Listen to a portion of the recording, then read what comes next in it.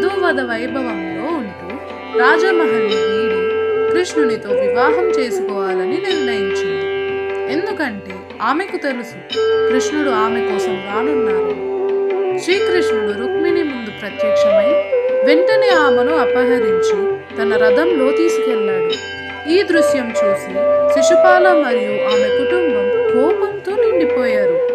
అవి పారిపోతున్న సమయంలో శిశుపాల మరియు అతని మద్దతుదారులు వారిని వెంటాడారు.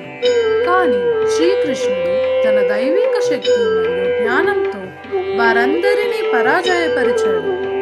శ్రీకృష్ణుడు మరియు రుక్మిణి ద్వారకా అనే నగరానికి చేరుకున్నారు.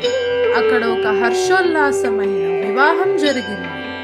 రుక్మిణి చివరకు తన ప్రియమైన కృష్ణునితో వివాహం చేసుకుంది. శ్రీకృష్ణ మరియు రుక్మిణి కలిసి ఆనందంగా మరియు సంతృప్తిగా ఉన్నారు. రుక్మిణి కళ్యాణం అనేది ప్రేమ, భక్తి మరియు దైవిక హస్తం యొక్క కథ.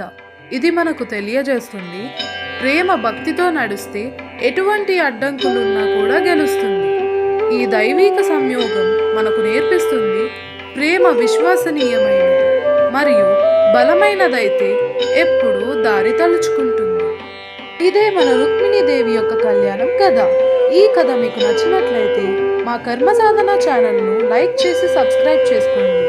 షేర్ చేయడం మాత్రం మర్చిపోకండి. ధన్యవాదాలు.